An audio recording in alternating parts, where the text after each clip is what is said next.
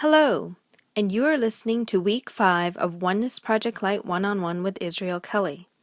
I'm your host, Cassandra. For those of you that are new, welcome and thank you for joining us.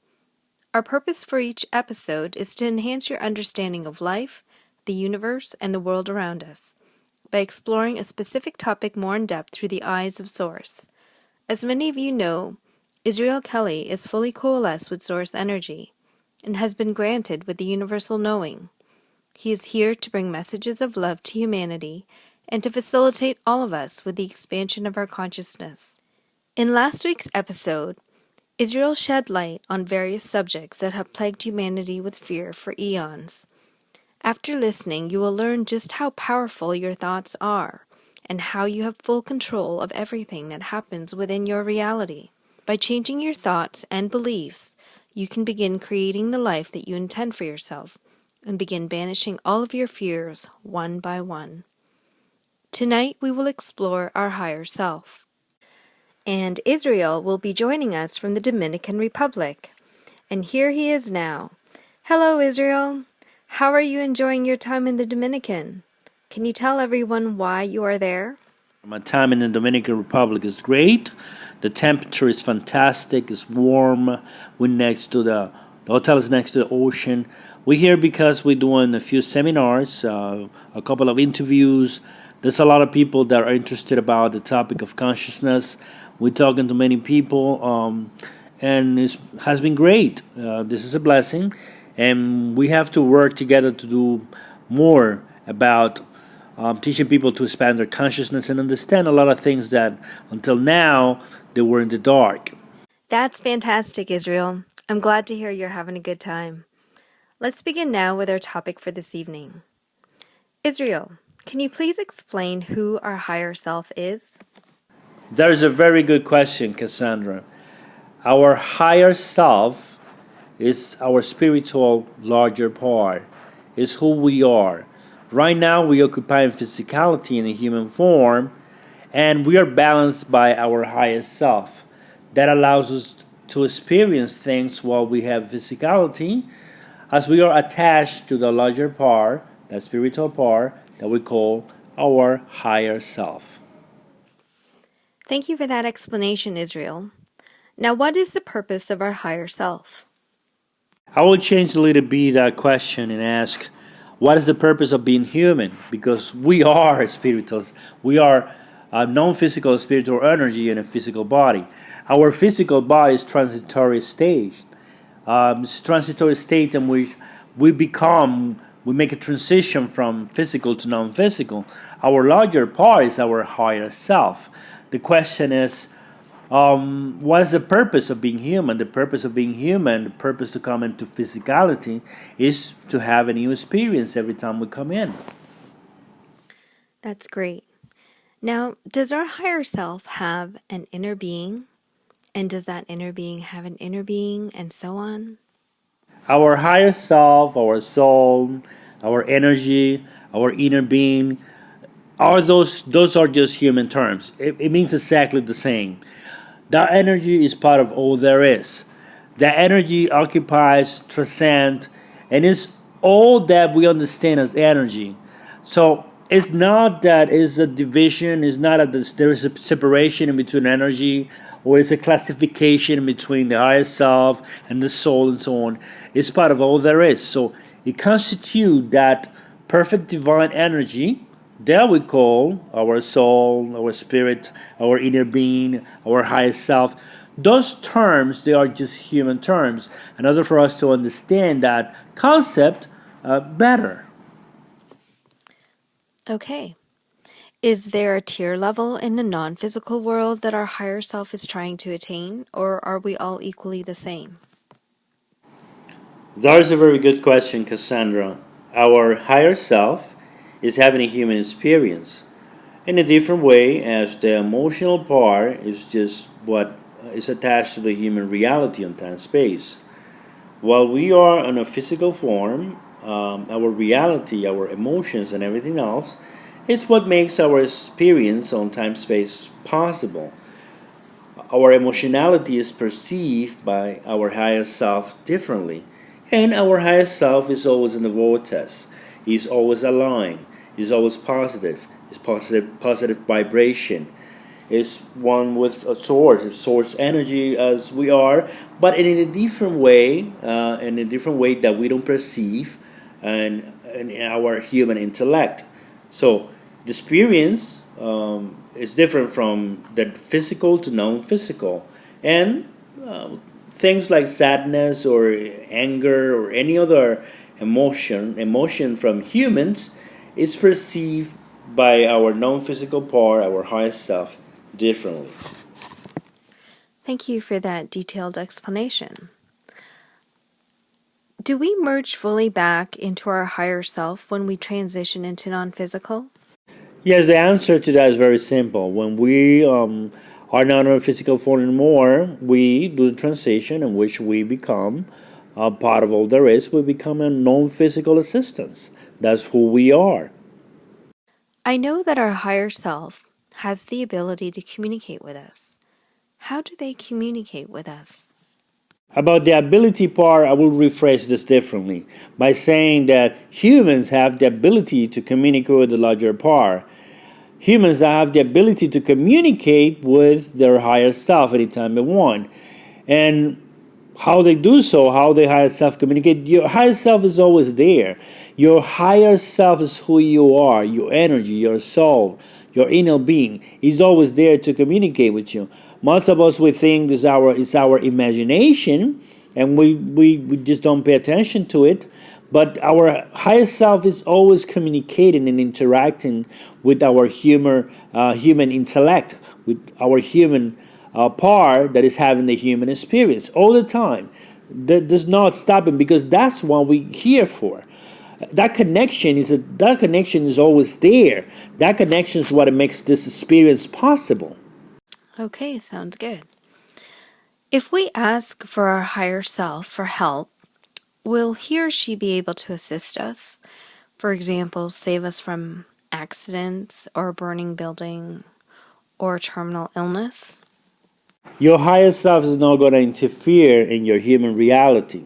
However, when you are coalesced, when you are one with your spiritual self, you have the ability as a human to understand things in a wider perspective. So your intuition works wider. Your perception about things is sharper.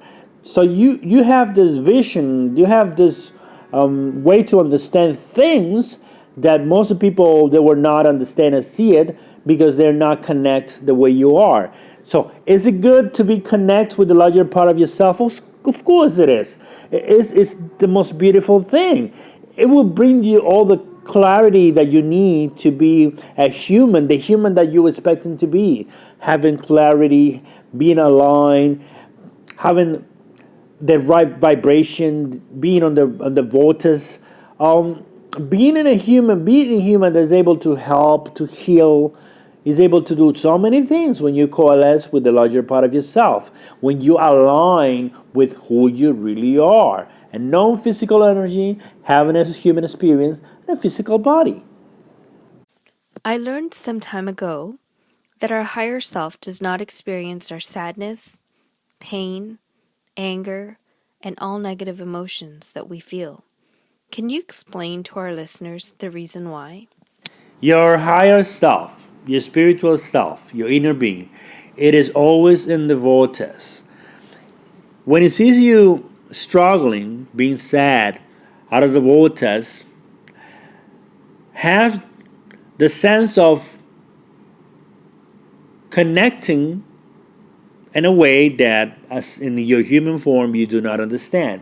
Does your higher self or your energy feel sad about things that are happening to you or things you're going through? Sadness is a human emotion. Sadness and anything that is negative, that is not unconditional love, is part of the human. It's part of your human reality. So, is your energy feeling that human reality, like sadness, like anger, and everything like that? Not in a way that you can understand. Not in words that they comply when we talk about non-physical. Non-physical experience things in a very different way from humans. So, does your higher self feel sad when you feel sad? The answer is no. It's a different feeling that while on physicality, it cannot be compared to a non-physical emotion. We're talking about a physical emotion to be compared to a non-physical reaction upon that emotion. So that is not like that how things work. Is your higher self aware of your emotions, aware of your sadness, aware of your struggling? Of course it is. But your higher self is always on the vortex. Your energy, your spiritual self, your inner being is always in the vortex. And if you align yourself with your higher self, you're gonna be able to be in the vortex, in the state of vortex yourself. As you are having an experience, and by aligning yourself to your higher self, you will be able to coalesce and have an experience together without the suffering, without the struggle. Thank you for that explanation, Israel. Does our higher self recruit other non-physicals, example spirit guides, angels, ascended masters, and so on, to assist them with their experiences here on earth, or do they work alone? Most of the terms that we use as humans to understand spirituality, to understand non physical, to try to expand our consciousness, are just human terms. Things are different in the non physical realm and the non physical reality. We have been given words and phrases and ideas and to try to understand more about the non-physical part of who we are. The part of us angels and the spiritual guides and all that. All that explanation it was used before to make humans understand, to facilitate the human understanding about the non-physical part. Non-physical is all there is. So there's not division, there's not ranks, there's not separation, there's not title, there's not grades. So everything is all there is, and everybody, everyone, every non-physical energy is working for the same. It's working for facilitating humans with the experience. Whoever comes in on a physical body chooses to be in a physical body is because we want to go through the experience. So whoever is not in a physical form is just a facilitator, one way or another. It's all unconditional love, and everybody is there to facilitate that journey. Okay, very good. Does our higher self keep track of all of our past lives, or is it stored in the Akashic records where they have unlimited access? The part of us which store our memories, is the subconscious mind. That is the physical part that we use while in physical form to memorize, to record, to store things. And that is part of the energy, it's part of the thoughts. Our higher self is our non physical part, it's the non physical existence of who we are. And our memories are in our mind, in our subconscious mind. So, our past life or any existence from a previous life doesn't have any relevance while in non physical form. It's only relevant for us while being humans. And that information is stored in our subconscious mind.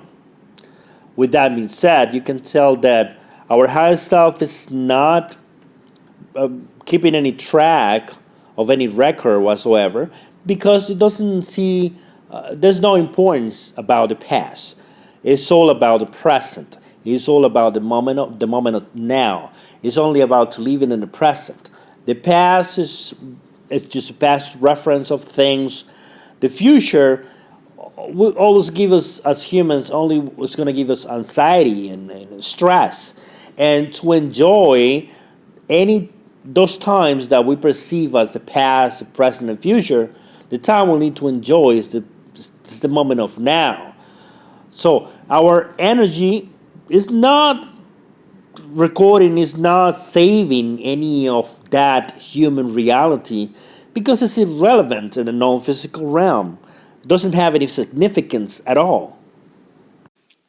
Okay, thank you. When we hear of stories of someone being able to lift a car, for example, to save her son, is that our higher self merging with us? When we hear humans making miracles, it's because those humans are in the vortex. You are, as humans, very powerful. You just don't think so. You just have doubts about that. You just think that somebody else has to do that you are not doing for yourself. If you, all of you, believe in yourself, you will understand how powerful you are, and you can do anything you set your mind into it, as you are very powerful. Is that walk on water what you want to do? You will walk on water if you think, if you believe, if you have the faith that you can walk on water, you will walk on water. There's no limitations. Those limitations are just humans' interpretation of reality. They do not exist. And if you believe in yourself, you can accomplish anything. It doesn't matter how impossible. It could be something that is mentally achievable or physically. You can do anything that you believe yourself you can do. Amazing. My final question for you tonight is, you, along with many masters, say, the greater version of you remains in non-physical. Why can't we fully merge with our higher self when we are born in the physical time-space reality? I will answer that question with another question, Cassandra. Would you go to the theater to watch a movie that you already know how the movie is going to end? No. If you fully emerge with the higher part of yourself, you don't need to come into a physical form to experience anything because that'll be perfection. You're not coming here to have a physical form and do everything correct and do everything aligned. You're not coming to physical form to be all the time in the vortex. You come in for the contrast. You come in for the experience. You come in for the flavor. You come in to go in and out from the vortex. You come in to have a new experience, have a new creation. If you come as a baby already coalesce or merge with the larger part of yourself, you won't come at all because that experience won't have any significance for you. That makes perfect sense, Israel. Thank you so much for taking the time from your busy schedule and for sharing with us your divine knowledge of our higher selves. Join us next week for part 2, where Israel will walk us through an exercise to connect with our higher self. Until next time, this is Cassandra for Oneness Project Light One-on-One with Israel Kelly. Thanks for listening.